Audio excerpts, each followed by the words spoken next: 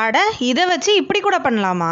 அன்னைக்கு இப்படி தாங்க ஸ்நாக்ஸுக்கு ஏதாவது ஸ்வீட்டாகவும் காரமாகவும் சாப்பிடணும்னு எனக்கும் எங்க ஆளுக்கும் தோணிக்கிட்டே இருந்துச்சு. சரின்னு வீட்டில் இருக்க பொருளை வச்சு சிம்பிளா செஞ்சு சூப்பரா வந்த ரெசிபி தாங்க இது. எப்படி செய்யறதுன்னு பாத்துருவோமா?